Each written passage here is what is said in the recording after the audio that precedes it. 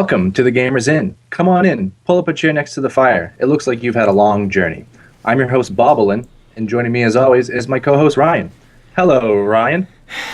Who said you could read that? It's not my job today? No. Oh my god. We're not going to hear the end of this when Jocelyn gets back. So hopefully she doesn't listen to this episode. But I heard she doesn't listen to this show anyway, so... Well, why would you need to? She's on the show. That's very true. So, I'm actually not Bobelyn. I'm just Bob. So sorry, let me introduce you. Let me do my job here. So, welcome to the Gamers Inn. As you know, my name is Ryan Murphy. And joining me this week is Bob Fournier, who I will let him introduce himself in a little bit. But I want to explain why Jocelyn isn't here. No, she's not at BlizzCon, as much as we all wish we were at BlizzCon. I was watching the stream today, and actually it looks really busy, and I don't like crowds, so I'm kind of glad I'm here. Busy. Yeah, so Jocelyn is actually at Hal-Con out in Halifax with Joel, doing the old convention thing that artists do. So she's not here this week, but she will be back next week to talk more BlizzCon.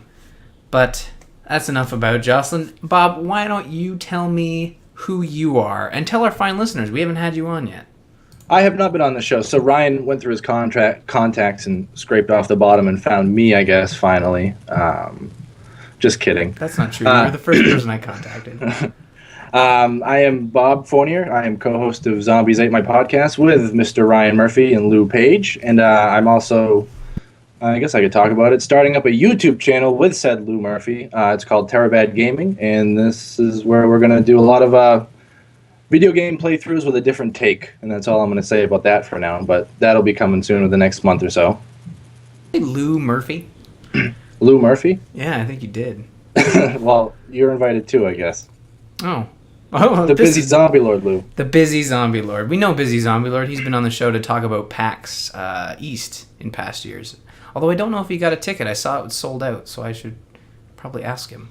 See, I don't really like this, because usually I like to boss you around, like on Zombies Ate My Podcast, but I feel like you're going to be bossing me around today. Well, I have the power, as we all know. No, yeah, that's true. We do a podcast together. We've discussed it on the show, Zombies Ate My Podcast, but we do sometimes talk about games on that show, but on this show, we talk about games. So, Bob, what have you been playing since the last time you've been on? Oh, jeez. Well, actually, I've been on vacation this week, so I don't usually play a ton of games, but this week, turns out, I have, so works out. I played Call of Duty Ghosts, the new Call of Duty. I'm a fan of the old Call of Duty franchise. Played that with my brother for a little bit, rocked through some campaign, played some multiplayer. That was pretty fun. It's different enough from the other Call of Duties to kind of make it substantial on its own. I mean, they made some crazy changes in the multiplayer. I don't know. Have you ever played that online? You know what? I'm not a huge fan of the Calls of Duty, especially the online. I love the single-player campaign. I've always been a renter when it comes to that franchise. But you say they've changed it. It's not the same running. Well, it's obviously the same run and gun, but oh, absolutely. What they did is they changed it from creating. You used to create classes, and you would just use those classes in your online gameplay. But now you're really creating a character. They added female characters, which is kind of cool. That's nice. But now you're really selecting a character that you want to play. You can customize the character. I don't know if you've ever played Rainbow Six. You ever played that game? No, but I know of Rainbow Six, yeah. Yeah, there's a lot of customization in that game, and now it seems like they're heading in that direction where you really create this character, and like they do this whole different perk system, and now you can have up to like 8 or 11 perks depending on what you want to do, and it just makes the multiplayer just absolutely crazy when you first try and log in, because there's always those guys that are already phenomenal. And I was playing with my brother, and it was just like, spawn, die, spawn, die, spawn. Oh, I got some up dead. That's Call of Duty, basically, from what my experience has been. I mean, you get in, you're like, all right, let's kill some people, and then all of a sudden you turn a corner and someone either knifes you or snipes you or just in general guns you down.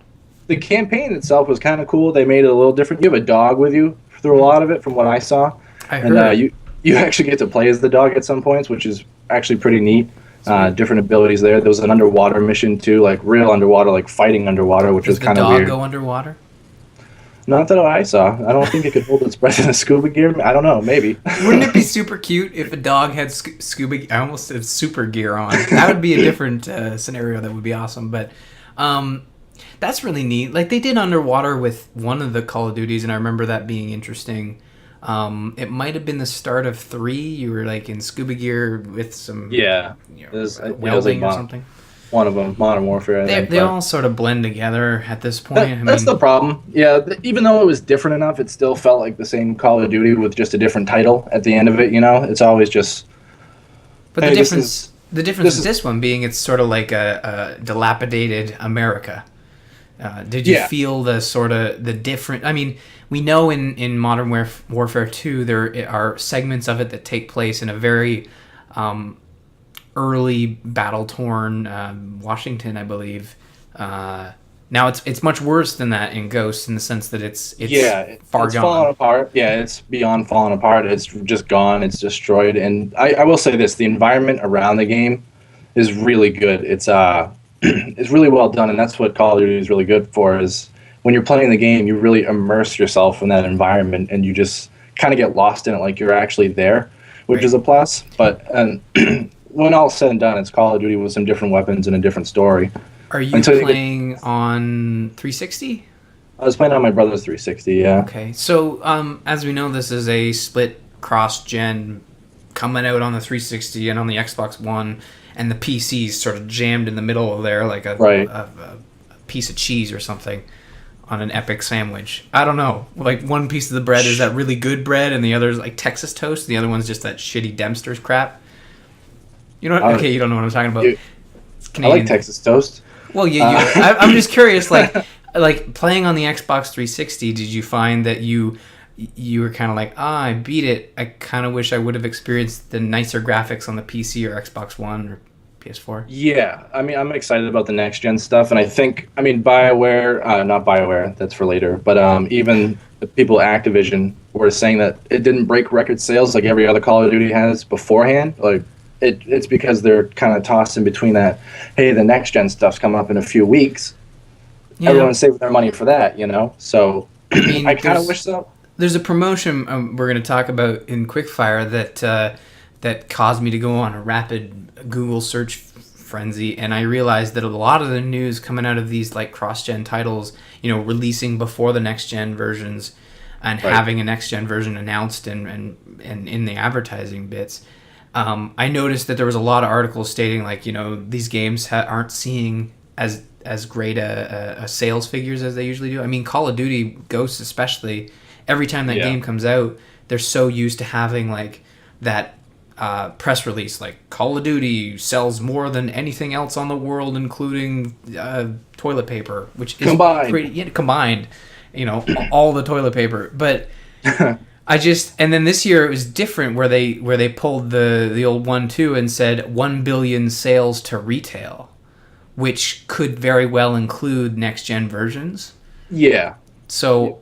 And it will, and I'm sure once the next gen comes out, we'll get some accurate figures on how much it really did sell. But as far as a Call of Duty game goes, I would say it is just the new Call of Duty in a new shiny suit, you know.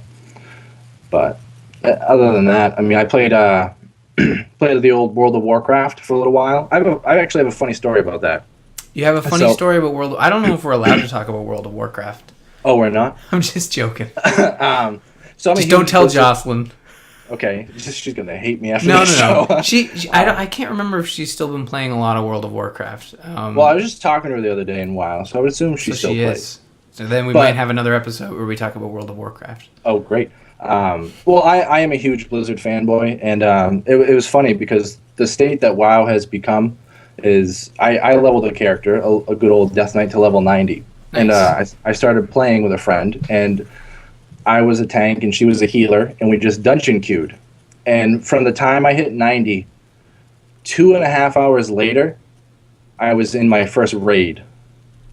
In 2.5 hours. Really? I find that interesting because back in my day, I sound like an old man. Back in my day. Well, I mean, when it comes to WoW, you do have that expression because Yeah, It's and an 8-year-old game. and it was difficult. It was difficult to level and grind up and get what you needed, and it felt like such an achievement to finally be able to get into a raid or do that end game content.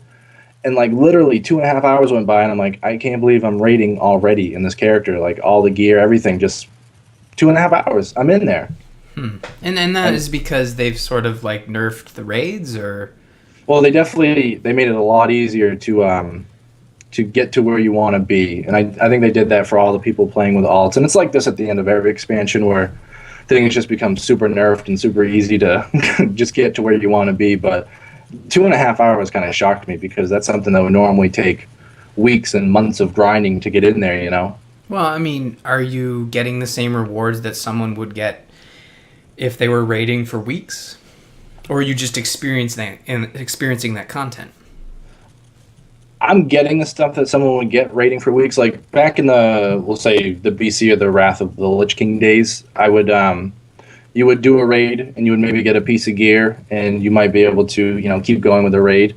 This time I was in a couple heroic dungeons. I got like 6 pieces of gear in 3 runs. I know it's super lucky, I guess, but when I got those pieces, I was able to raid. I raided. I got like 4 or 5 other pieces of gear, and I was able to unlock the next raids. And like my character just went from a low item level to like a really high item level, and I was like, I can't believe that just happened in less than 3 hours. Like that's ridiculous. Well, I mean, yeah, we're kind of at a point when it comes to Mists of Pandaria that you're out of the content cycle, as we're going to touch on later in the episode with BlizzCon's announcements and stuff. That you've hit that point where there is no more content. There's no more new content coming out, so you might like Blizzard might as well like just open the floodgates. All right, have fun, guys. You're not going to get anything new from us until probably next September.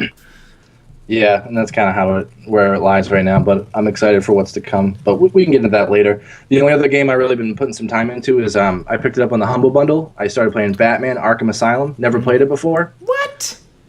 I know. I never played the Batman game, and no. I'm at a loss for words. I shouldn't even be on this show. I'm out. I'm gone. Don't leave. Come back. Sorry, I'm back. And plus, you should take your headphones out if you're gonna walk away. That would have been yeah, just knock my whole computer out. But yeah, I played Batman: Arkham Asylum, and I gotta say, that is a phenomenal game.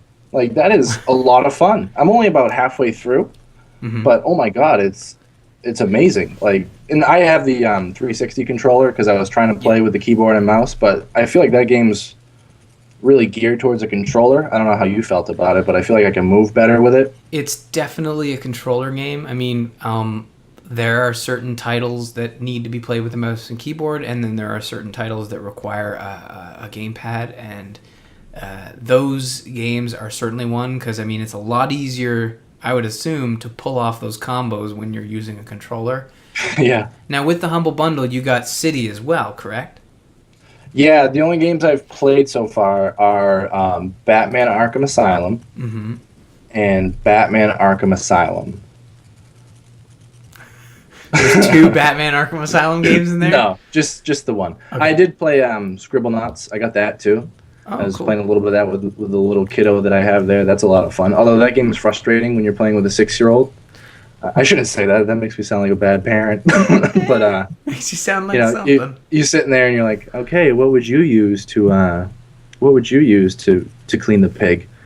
And she's like, water. And I'm like, okay, well, why don't you try something other than water? Why don't you try orange juice, honey? It's like, oh, orange juice. Soap? Yeah, and she's at that age where she's like trying to learn and spell on her own. Uh-huh. So it's like I'm sitting there and I'm like, all right, go ahead, soap. How do you spell soap?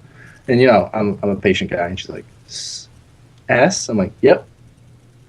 O. Yeah. All right, let's do this. We're almost there. Almost there. You're making fun of your 6-year-old. I know, right? Cut that out. I don't want that in the show. No, you know what's funny, and Bob will get his the vengeance will be served upon him, because there will come a time when his daughter will be able to spell better than him.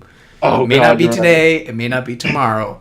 And we'll probably be playing Scribblenauts when it happens. I'm going to be playing Scribblenauts, and I'm going to be like, what can I use to get this key? And she's going to be like, why don't you just type this and this and do that? I'll be like, damn it. Yeah. You should have bit your tongue. Yeah. Evidence, episode 98 of the Gamers Inn, Bob's downfall. This shows off the rails already. Yeah. This is bad. What have you been playing? What have I been playing? The better question is, what have I not been playing? And I'll get into why that question makes absolute sense. So I went out and I want to make sure I can see myself do this. I went out and picked up a Wii U Fit Meter. You can see it right there. I'll turn it on for you guys. There you go. And you can see there's like steps. Look at that. I took 2,000 steps today. I am just... Pounds are melting off me. Anyways, as some of the listeners know, I lost a bunch of weight a few years ago. And it was all really thanks, not necessarily to Wii Fit, but the mentality of Wii Fit in the sense that they encourage you to weigh in every day. And I find that's really helpful when you're trying to lose weight, to know where you are at all times, even if it is a slight update, so you can know, like, so you're not finding out every Monday that your entire week's been wasted because, damn, just that one cheat day just screwed your entire diet up. But I've been playing around with the difference with Wii U Fit is that they're catering to the people who already have that giant plastic balance board in their. It's just been hanging around. I mean, I never got rid of mine. Now you own a Wii. You owned a Wii, right? Yeah, I still do. I have that balance board thing too. Okay, well then you have no excuse because you have a Wii U. I have that doorstop. Yeah, why? What? But okay, well, the cool thing what Nintendo is doing with their sort of tentpole franchise when it comes to the Wii is with Wii Fit and Wii Sports. They're sort of releasing them, I guess is the best way to put it, onto the Wii U in a unique manner. I mean, usually what they would do with these titles is, charge you and put them in stores. But what they're doing with these titles is, especially with Wii Fit, you can go on the store, download it, and you have it for free for a month to use with whatever you want. To unlock it past that, you have to go and buy this Fit Meter. It's $20, and it acts as a fully functioning pedometer. I've never owned a pedometer. I mean, they look like fun. Have you ever used a pedometer there, Bob? They look like fun. They do. Yeah, I've dabbled. You've dabbled in the pedometer. And pedometrics. Well, hopefully you don't run to be the mayor of a large city, because I hear when you dabble in the pedometer, that's the first step to everything bad. Dude, you probably shouldn't talk about mayors up there in Canada right now. But anyway. So it measures your steps, and the way it works is when you weigh in, you stick this little thing up near the gamepad, and it transfers the data, and it keeps track of all your steps. And just this morning, I had some free time, and I for the first time, I actually started digging around in Wii Fit, because usually what I was doing is I was just weighing in and done with it, right? Like I said, the best thing you can do when you're trying to lose weight is to make sure you're monitoring your weight. Don't obsess, for sure. Do not obsess. I mean, that's bad. But I was playing around with it, and the cool thing is that you can use your steps towards like mini games. So like you go into Wii Fit, and there's this like Wii Fit challenge. There's so many fucking Wii Fit Meter Fit Fitometers in there that they're like a long 20-word sentence to describe one little mode. But there's a challenge for the Fit Meter that you can use your accumulated steps to sort of digitally complete challenges. Like they say, okay, the Great Wall of China is like 2,000 meters. And you take your accumulated 2,000 meters on your Wii Fit, and then you can map it out. And it actually is really stupid, but it helps you unlock like outfits and stuff. This is all really dumb. I haven't actually played the Wii Fit U yet, but I have been playing around with this Fit Meter, and I'm looking forward to continuing to acknowledge its presence, as I've been doing with the Wii U for the last 8 months. But yeah, it's free on the eShop. And so let me ask you one question. All right, ask. How often do you cheat? You just shake that pedometer and just say, "Oh, I walked 2,000 steps." You can't cheat. All right. How would you think you could cheat with the pedometer? We're gonna do a live experiment here. All right. So everybody, look at this. No, careful. Nintendo, if you're watching, look away. So 21:47. Now, how would you cheat with the pedometer? You shake it like shake you're walking. it. Yeah, just shake it. Still says 2147, ladies and gentlemen. Yeah, you're not shaking it right. How do you shake it right? I just wanted to see you do that. You're an asshole. Anyways, I'll continue to play the Wii Fit U, and it's basically free. And I mean, if you do get serious about it, you can go out and pick up the pedometer, and you'll know if you're going to be serious about it after a month. I mean, usually that's how people sort out how they're going to be serious about anything, right? They give it. I'll tell you what. I will try this. You have a balance board. You have no excuse. I need batteries, I think. So. Oh, you have 4 AA excuses. For the best excuses in the world. Yeah, no, I'll give it a shot, and I'll see how was it 20 days? 30 days. 30 days? Take the 30-day challenge there. I will do it. I almost called you Lou. Bob. See what we're doing here? We're doing a lot. But aside from that, I also downloaded... this is also a public service announcement to those Wii U owners who are starving for content. Wii Sports Club is what they're calling it, is also free on the Wii U, but they're doing something a little different with that, where they're giving you 24 hours access to the sports. And we talked about this before. I haven't tried it yet. I'm going to try it this weekend because I wanted to get a good 24-hour chunk in there. Yeah. Which sounds weird because no one's going to play Wii Sports for more than like half an hour. He's like, oh, that's tennis. Let's move on to the next one. But I'll give it a shot. And again, like Wii U owners, what else do you have to do? I mean, Mario 3D Land isn't out until the 22nd. And we all know you're buying Xbox One, so... And that Zelda thing is out on the same day. But aside from Wii Fit U, which, like I said, haven't really been playing it. Playing Star Wars Tiny Death Star. How's that? It's interesting. I mean, have you ever played Tiny Tower? No, I don't think I have. Okay, so for those who have played Tiny Tower, it's basically Tiny Tower, but it's a Star Wars themed thing where you're building up a Death Star.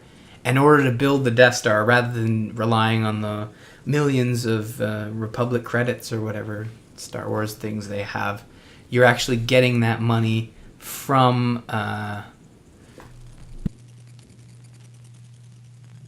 Lost you, Bob. You just stood still for it long enough. I'm back. I lost you too. I'm back. Oh, really? Okay. I was saying that it's basically like Tiny Tower, except with a Star Wars motif. And it's really cool. It's free. It's free to play. It's by the guys who did like Pocket Trains, Pocket Planes, Tiny Tower. You guys have to be familiar with them by now. I mean, they basically own the App Store and your lives for the 2 months that the thing's out. But I think it's been long enough since I've played Tiny Tower that I've been able to pick this back up and actually enjoy it. And it's very cute. Tons of Star Wars references in there. Do you like Star Wars, Bob? I know you like Star Wars. Come on. Of course I like Star Wars. I had Star Wars hot chocolate today. I saw that. It's very nerdy. I like it. It was great. Was it delicious? Tasted like Chewy. Tasted like X-Wings? Yeah. That's not weird. No, none of that was. So what you're saying is if this was a competition, I won by the games that I played. It's never a competition. What am I doing here? What are you doing here? You think I invited you here so we could compete? Yeah. It's been a busy week, and with Extra Life, you think like, I played too many games to speak of. I mean, I played a little Hearthstone. Super excited by what got announced today, and just waiting for it to sort of do something new. You know what the greatest part about Hearthstone is just being able to pick it up whenever you want, when you got like a free 10-15 minutes to play something. Yeah. You can just load up the old Hearthstone and just kind of play a few hands, and I love that game. It's so great. Yeah, and I mean, I feel as though I haven't played a lot, but every time I boot it up, I play more and more, and I find that it's casual enough that it doesn't overwhelm me. Like there's so many different, progression paths I can take. I can, keep playing the arena match if I want. I have like one more loss before I have to pay again, so I can do that. Or I can start, doing the quests, clean those up while I'm progressing my characters. or I can build a deck, or I can, there's so many things you can do. I haven't even touched rank play yet. And judging by what was announced today, I might wait until... scary stuff. Yeah, and also I don't know how hard it will be, but no, I'm enjoying Hearthstone. Like you said, it's a really cool casual game to pick up and just play a couple matches. Yeah, it's a lot of fun. And I'm no good at it, so I'm getting there. But... yeah, I think that, we're going to have a lot of talk about with BlizzCon, so I think it's a good thing that we got through that pretty quickly. So we're going to just move on, and Jocelyn and I would really like to... Sorry, I'm going to say this the right way. Try again. Why don't you go again? Yeah, okay. Jocelyn and I really appreciate your continued support of our show, along with the support of our sponsor, Doghouse Systems. Use the code TheGamersInn to double your RAM when you purchase a new gaming rig. Head on over to doghousesystems.com and get your order on. Now that will bring us to quickfire news. I'm going to start us off here with the best proof that the new Kinect is totally worth it. One of the most annoying things about the current set of consoles is entering codes. Whether it is for Day 1 DLC or Season Passes, it is such a freaking pain. But the Kinect is here to save the day. Codes for the Xbox One come with a QR code that can be scanned in less than 6 seconds. To prove this, the hip and happening Major Nelson demonstrated this using a Vine. He's that current, people. And it's a really cool use of the Kinect tech. Also, it's stupid they didn't do this on the current gen Kinect. I mean, come on. Yeah. Oh, wait, I can't talk about it. All right. I'm trying to do this quick fire. I don't have to talk about it fast, right? I don't have to speak it fast. I can talk normal? Okay. Canadian game store robbed of 150 Call of Duty Ghost copies. I guess some thieves over in Canada. I'm just doing this to prove that you guys aren't all nice up there. Nope. They stole $75,000 worth of merchandise, including 150 of those Call of Duty games. And in order to do so, they cut all sorts of security camera feeds. It was an independent local game store, I guess. And they cut through a cement wall to get in. Really? You Canadians are crafty. But yeah, they haven't found anything about it yet. Those guys got away with 75 grand worth of stuff. Including 150 copies. Oh, my. Yep. Well, maybe they thought they were robbing the Tim Hortons. They figured they were in there. They might as well grab everything they could get. They had their coffees with them as they're walking through. Oh, shit, I thought this was the back room of the sandwich preparation. Oh, well, let's just grab this game and stand in. I don't know. Blockbuster. You're familiar with the Blockbuster. They're closing up shop this time, and I believe... Wait, they're not closed yet? Well, for the most part, it looks like they are for now. Oh, okay. So most gamers have a memory of renting games as a kid. I know I do. Blockbuster played a huge part in my early years of gaming, and it's kind of sad to learn that all corporate retail Blockbuster locations in the U.S. will be shut down. Excuse me. I'm getting choked up here, guys. Oh, God. By January 2014. Come on, Ryan. Come on. Blockbuster has been dead for some time in Canada. Literally, there are like 2 empty Blockbuster shells left in town. I mean, you can't drive down a busy street without noticing that carcass. But it looks like the rental king is truly dead this time around. Long live Redbox! Yeah, well, it was like $8 to rent a video game for 3 days, so... Tell me about it. Have you ever wanted to earn achievements just by sitting down and watching TV?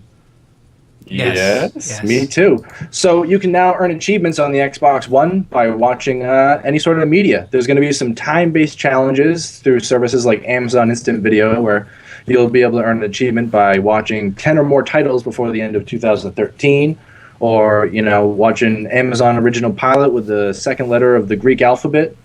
So there's going to be lots of achievements coming, even for those people that just want to sit down and watch some media. So that's what I was hoping for. I want to be able to get some achievement points while I wasn't really playing games. Now, are you going to buy an Xbox One so you can get TV achievements? I might have to now. I watch a lot of Amazon Instant Video and Netflix. I mean, if I can get some gamer score out of that, I might as well. But if you're getting gamer score for everything, then then the value of those, it's like Steam. I mean, there's achievements for every single game and and you can cheat at it. So there's no value to having those. Whatever. Future Shop. You're not familiar with that because it's a Canadian thing. But it's sort of like Best Buy. But Future Shop, and this is only for the Canadian listeners. So Bob, if you want to tune in or whatever, that's fine. I'll see you later.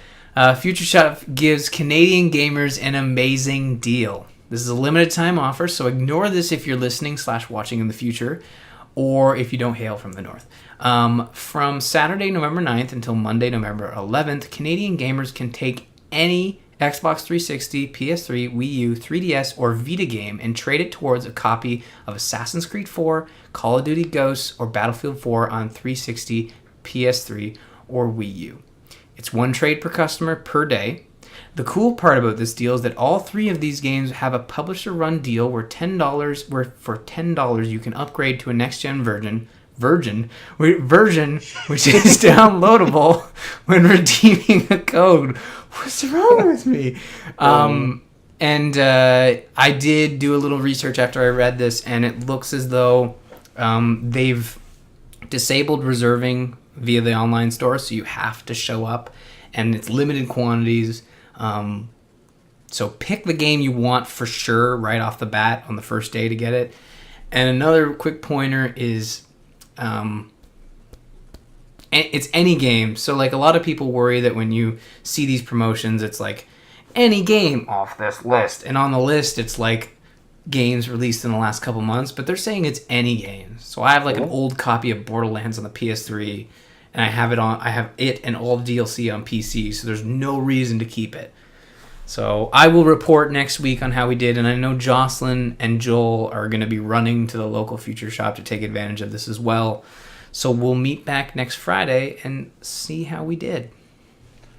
Well, that sounds like a great deal for you Canadians, not for us Americans, but sorry, that's fine. BioWare is already teasing the next installment of Mass Effect. They were celebrating their N7 day yesterday, or I guess a couple days ago, or maybe a week ago, depending on when you listen to this. But they posted a bunch of images on Twitter, at least 10 images of developers working on the next game's character location designs, and as well as the Omni-Tool equipment. Having never played a Mass Effect game in my life, I have no idea what that means. But I heard it's a really good game, and a lot of people enjoy it, so be excited that they're already working on another one. That is true, that we knew they were working on another one up in the old Montreal, Canada. Mm-hmm. But it's very good you put this in here. I completely forgot about it. They are teases for the next game, but we still don't know when we're going to be seeing more. But the VGAs are coming up, and we did get a tease for Mass Effect 3 there 3 or 4 years ago, so you never know. Yeah, you can't really get anything off the images, but you can see them working on new stuff. Well, it's nice to know that they're willing to tease it, you know? Yeah. Which means that good things for a video game when they're willing to tease images of, what's coming next. That means things are in the right direction. They got to be close to some sort of vertical slice or trailer they can show off. But And thus brings us to the end of Quickfire, or maybe we'll just call it Fire News.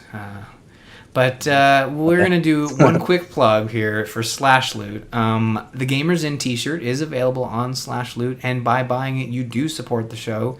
And there's plenty of other great t-shirts on the old Slashloot, including little Slashloot stuff like the apron.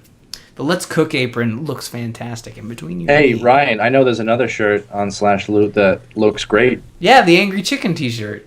That's the one. That's what I was talking about. No, there's the Zombies Ate My Podcast one. There's a bunch of great t-shirts. And best of all is that during BlizzCon, this is hot off the Twitter presses, you can get $2.50 off each shirt just by putting the code BlizzCon in at the end of your order. That's insane. Take advantage of that. Off. Yeah. And order 100 of them. Well, buy 1,000. Okay. We don't usually tell them how many to order, but buy as many as you want. Exactly. Okay. So with that, we'll move into our final segment of topic, which is going to be BlizzCon. Obviously, we couldn't do a show without talking about all the great announcements that have come out of BlizzCon, especially in the opening. So do we want to start with the easy stuff, or do we want to start with the big, epic, oh my god stuff? I think we start with the easy stuff, right? All right. Well, what's easy to you? Well, Hearthstone. Let's look at Hearthstone really quickly. Hearthstone got announced that it's coming to the iPhone and Android. That, They had a video of Mhm. someone, I think it was Rob Pardo, playing it on the iPhone 5S. Yeah. That's going to be later, second half next year. But they also talked about PC, Mac, Linux beta in the next couple of months. Now, the interesting thing about the iPhone is that I and many others, I think Dills was playing on his iPad through a remote desktop, but I actually tried it on the iPhone. Everything is translates very well to the iPhone screen, Right. except for card or deck construction. It just doesn't, and it's a small screen. It's really hard to see all the cards. They might work on it. I mean, it is just a remote desktop of the PC. But I'm really glad to hear that they're bringing it to iPhone. Yeah, because, they'll do it right. I mean, this game is made for a tablet or a portable device, even a phone that you can just kind of pick up. You don't have to be on your computer to play it right now. That's what I'm excited about is, I'm playing it on the iPad, just sitting down and relaxing on the couch and I'll just throw up a game of Hearthstone. Exactly. And I mean, there was a lot, like they talked about the special card we get for having the virtual ticket, which is pretty awesome. Making that virtual ticket, really, if you look at, the pets and mainly the pets that they sell, those pets that they sell are like $20-$25, right? Yep. So like buying that virtual ticket alone, like for the pet was like $20 to watch BlizzCon for 2 weeks and a $20 pet. But now it's like those cards are pretty, they seem like unique. They put a lot of work into them, They do. They put a lot of work into all their cards, and they talked about that with the devs and, what about cards and balance and stuff. And it just makes me think great things for Hearthstone. You could tell Blizzard wants to get back into the esports community because, let's face it, StarCraft 2 has really fallen to the wayside of other games. Yeah, I mean... Now, careful, we're on the A-Move network where StarCast is... I love StarCast. I know you. I love StarCast too, but I'm just saying, like... But I'm saying StarCraft as an esport is slipping. Like, if a year ago, you could go on to Twitch, and there would be 100,000 people watching StarCraft 2 games, right? Including myself. Yeah. Now you go in, and it's all League of Legends, Dota, World of Warcraft before any of that StarCraft stuff. And it's a little sad because... StarCraft 2 is an amazing game, and it deserves a little more esport recognition, and it seems like it's just kind of... It's losing that mainstream edge. It's still popular by all means, don't get me wrong, but Blizzard wants to put themselves in contention to be the esports champion, and the other announcements that they made are really... that's what they're going to be doing. Yeah, and I mean, with Hearthstone, they had... most of these announcements were made during the opening, at least the big ones. They did have a fireside chat that they had. We're not going to go into too many details because we got a lot to talk about. But if you do want an in-depth look at the Hearthstone announcements, I'm sure that Jocelyn, Garrett, and Dills will be talking about that on the Angry Chicken Monday night live on A-Move TV. But another thing, I believe they're doing a special one from BlizzCon too. I think you're right. So don't quote me on that. I think it's actually Sunday they were going to record something, but something about that. Yeah. Another thing that I saw that they announced, one thing I've always talked about Hearthstone was that I feel like there isn't enough single player content there. Like there's the ranked play, the play, and then the arena, and it would be really cool to see like maybe another mode. And they talked about this adventures mode that like I didn't quite understand what they were talking about or catch all the details. This was like right before the show, but they were talking about adventures being like a content pack put out every once a month that you could play through to earn cards and stuff. And that sounds really cool. Yeah. Yeah. So I'm more into that game. I love the multiplayer aspect of it. But I can understand that a lot of people just prefer to play the game, single player. I want to earn my packs and my gold, just kind of doing my thing, which is really great that they're implementing a system for that. Do you know what my favorite card game was? Like my favorite card digital game was? You'll never guess. Okay, then just tell me. No. You have to try and guess. When someone says guess, you're supposed to guess. Oh, digital card game? Yeah. Cards Against Humanity. No, well, that was fun, but think of like okay, I'll just say it. The suspense is killing. Good idea. The Pokemon trading card game for Game Boy. Poker, someone says. No, the trading card game for Pokemon on the Game Boy Color was awesome. It was basically a Pokemon game, but you collected like cards and built a deck and then challenged people. And that immediately made me think that Hearthstone would be really cool. And they already sort of have this, I think, where you're, like at the very start. Now I'm remembering they actually do have this already, but in a very like small tutorial way. Where you would it would be cool if you could build a deck and then like challenge like gym leaders, or in this sense it'd be like other raid bosses and stuff. They have that at the beginning. Am I making that up or not? No, that's how you kind of progress. You beat a champion, and that you unlock that champion, and then you can play as that champion, and then you can go from there. I want more of that in the more of the sense of like a story game where you're like going end challenging like these Hearthstone champions. I think that'd be really cool.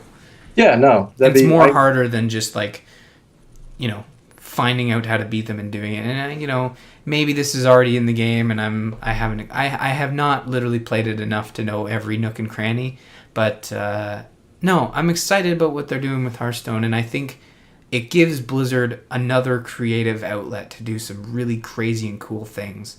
And Definitely. You can see that just based on like the virtual items they're giving you with the ticket, where they can have some fun with WoW and have some fun with Hearthstone. But like the StarCraft banner and Diablo banner, like that's not very interesting or like very fun. But another game that they finally unveiled that they can have a ton of fun with. Oh man, is Heroes of the Storm.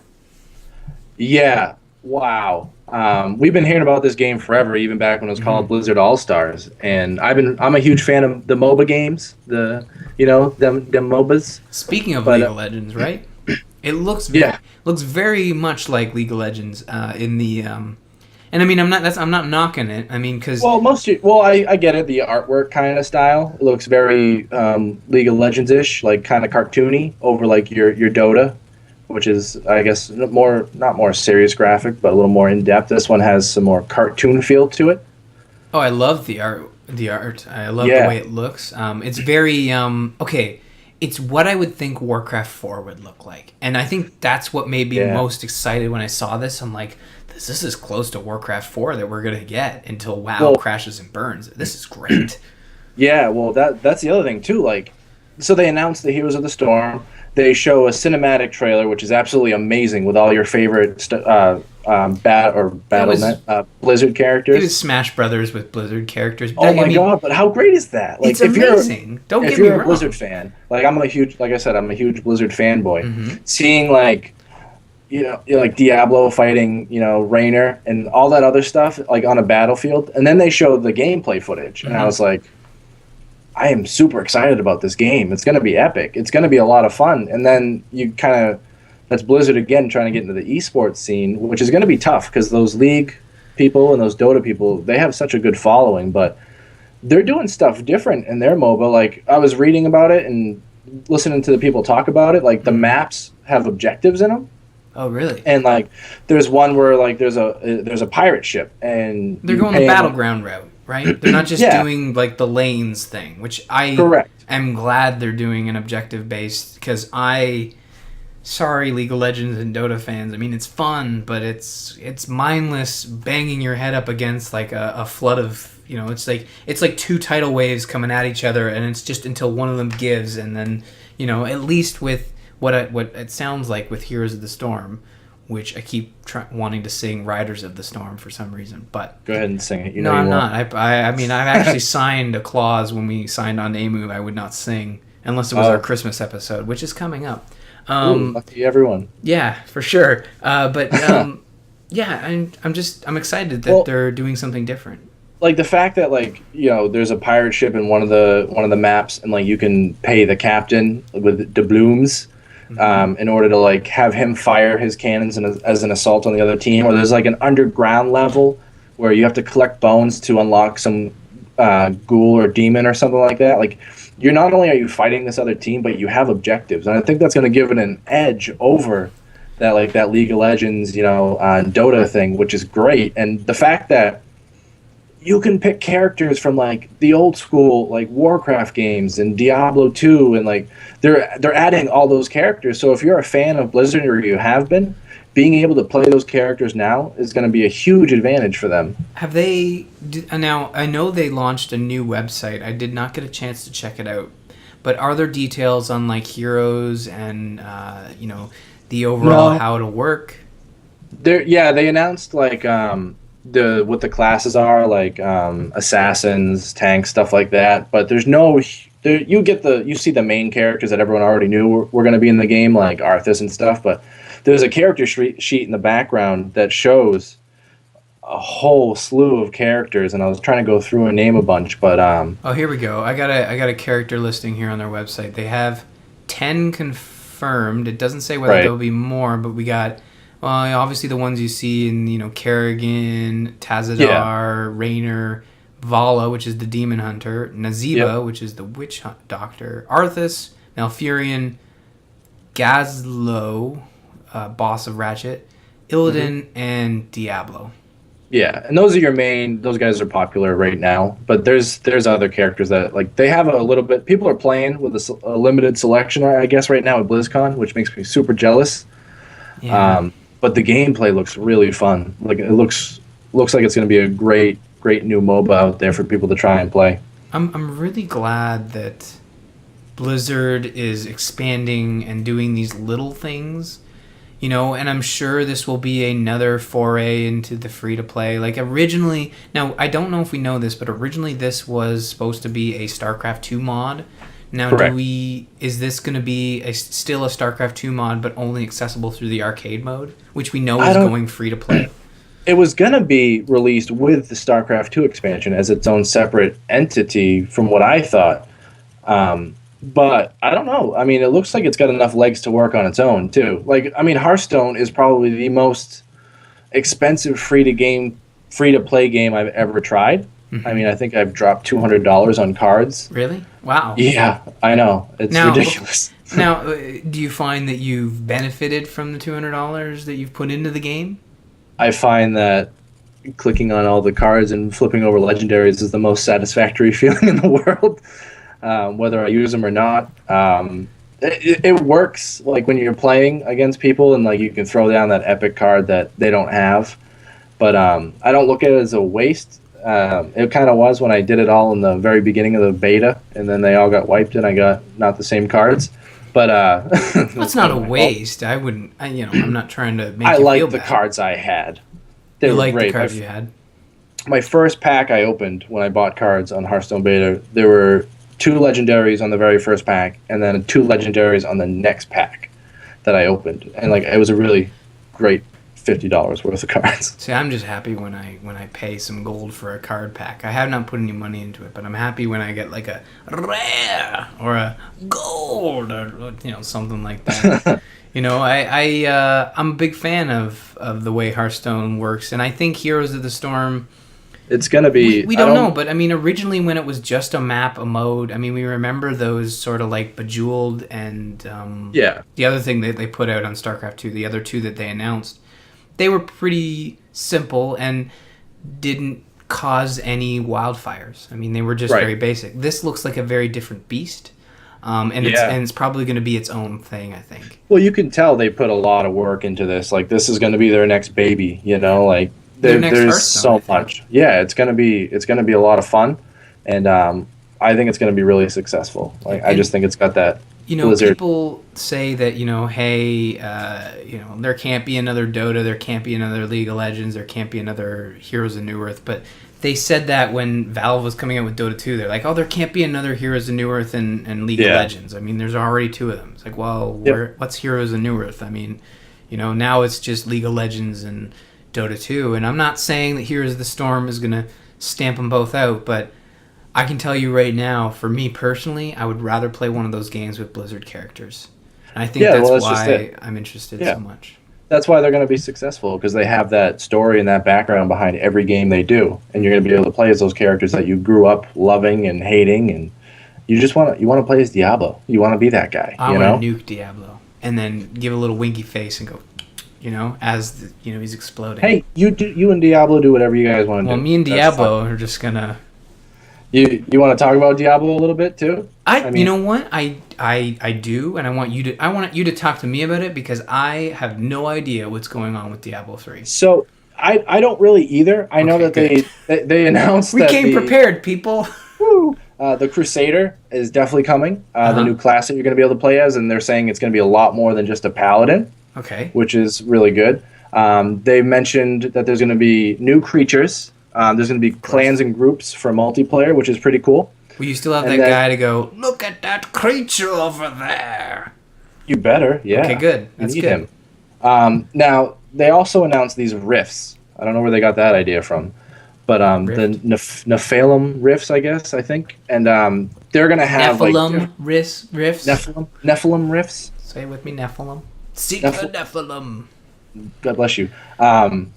There's roaming bosses. There's inside these rifts. So like they're talking, the rifts are going to spawn randomly, from what I understand, and like the whole map is actually going to be a little more random. You're going to have some roaming bosses inside those rifts, and there's going to be different depths and levels to these rifts, from like 1 to 10 or something. Right. And they're trying to make Diablo, from what I gather, more open and more different for every time you want to play through it. That's good because Yeah, it needs that. It takes a lot for me to boot up a game after I've beaten it, and I've actually not just with BlizzCon, but with just playing Hearthstone and being in the Battle.net, sort of ecosystem. And every time I run that Battle.net launcher, I'm seeing all those other games. Excuse me. I've kind of been itching to play a Blizzard game, and I think Diablo 3 should be the game I play because it doesn't require a subscription, and it's something I only played through once. I only played one of the classes, and I had a lot of fun with it. When we did Extra Life, Oh, yeah. I had a couple people playing with me at one point. We loaded up Diablo 3, and during the stream, I was kind of, I know, I was talking to my buddy Mike. And I'm like, man, I forgot how much fun Diablo 3 could be. Especially when you're playing with a group of people, and you're just kind of running around having fun. And those female barbarians look ridiculous, and we called ours Thunder Thighs, but that's besides the point. I get so many emails for that comment. I'm sorry, I've never. You could have just said the the male barbarian and called him Thunder Thighs, and we would have been fine. But the mere fact that you said I called him Thunder Thighs too. Don't worry. Okay, well at least you were equal opportunity. Yeah, I hate everyone. But that game was a lot of fun, and you just forget how open it can be and how different it can be. But the fact that they're making it even more different and open really makes me excited about what they're going to do with Diablo 3. Plus, one of the best parts about Diablo 3, the Diablo series, is the story itself and working through that story. Right. And they're definitely not skimping on that. The Reaper of Souls is going to be a lot of fun. I'm all for, I wasn't even a big RTS guy, and that just proves how well Blizzard does their games. I mean, a lot of people say that, Blizzard strictly caters to the hardcore PC gamers, but I feel as though you could plop any sort of gamer in front of a Blizzard game, and they would enjoy it no matter the genre. I mean, I've never played a game like Diablo before, and when I have, I get bored. But with Diablo, I played through, and I enjoyed every second of it. And they make good games, and I mean, that's why they can have tens of thousands of people crammed into, a convention center for 2 days and make probably, they probably make, I think they break even, when it comes to BlizzCon, because that would be an expensive thing to put on. Yeah, but what they make up for is the amount of crazy stuff people get excited about. So. Yeah, well, and I guess that brings us to, before we move on to WoW, Diablo 3, just so we know, there was no announcements for Diablo 3 during the opening ceremony. It was mostly just recap, talking about the auction house and Reaper of Souls being on the show floor. But there was some Diablo panels. I didn't get a chance to watch them, so I don't know if there was any in-depth look at the expansion. Still no sign of when it's coming out, but it looks like Blizzard's actually teeing up for a couple games being released in 2014. Yeah, it's going to be a big year for them next year, I think. Which brings us to the mother of all payloads. We have a new WoW expansion that they announced, Warlords of Draenor.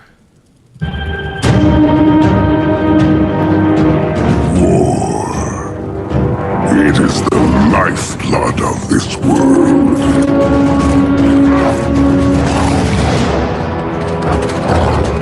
We are its children. Our bond is iron. Our will unbreakable. Who will stand against us?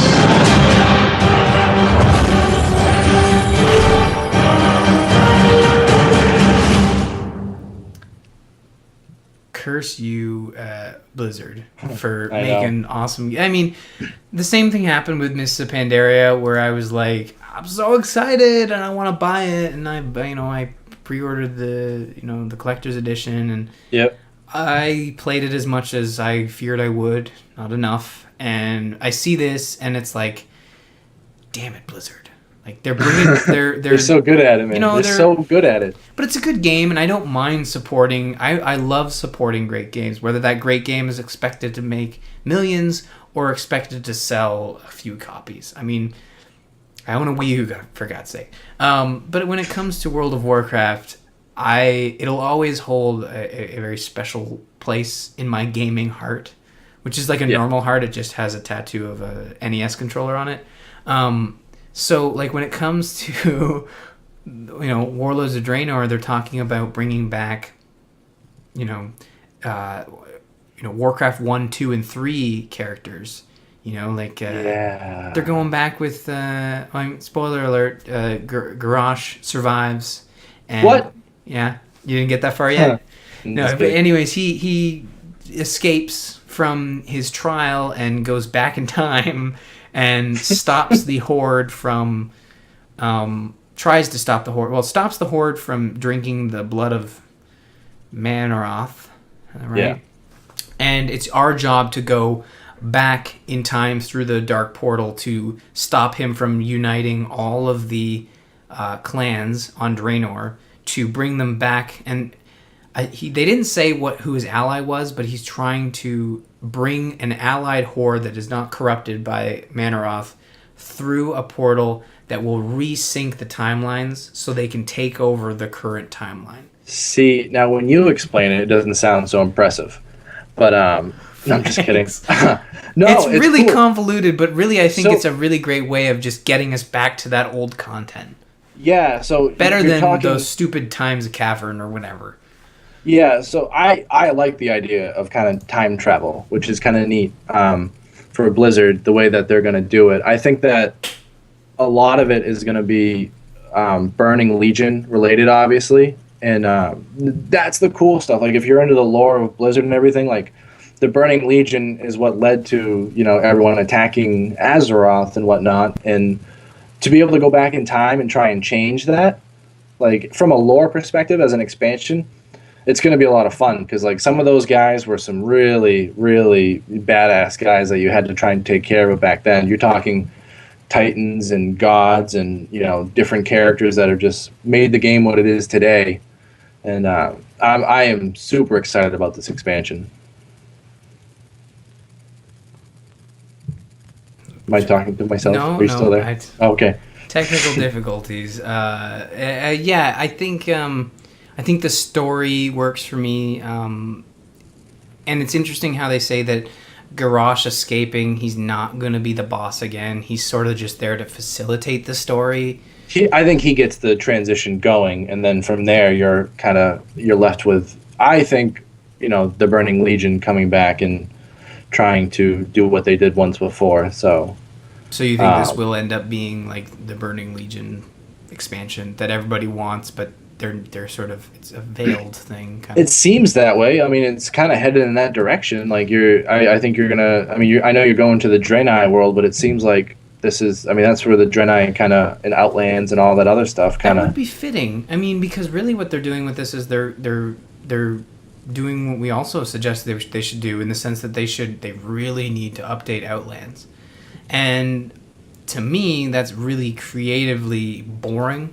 I mean, I could not imagine them wanting to go back to Outlands and updating it. But this is a cool way to take Outlands and redo it and make it something new, completely new, for level 90 content.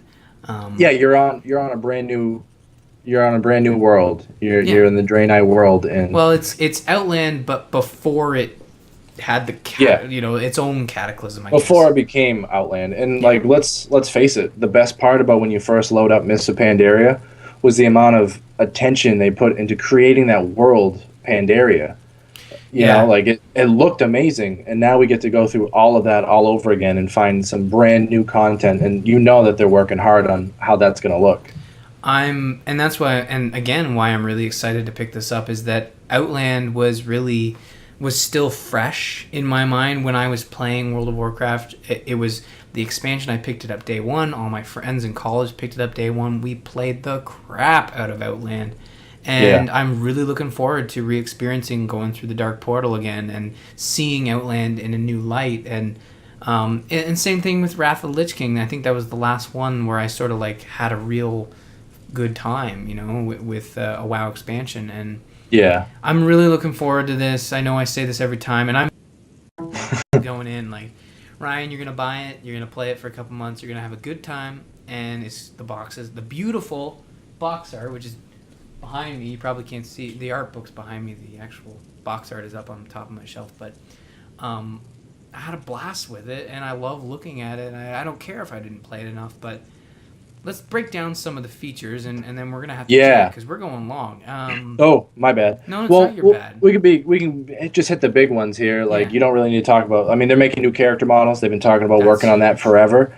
That's going to make the game look 100 times better right there because they showed the differences between some of the orcs and the dwarfs, like gnomes, and making those. It's huge.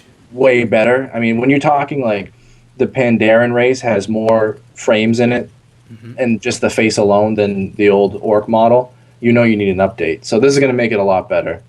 The demos they showed off looked fantastic.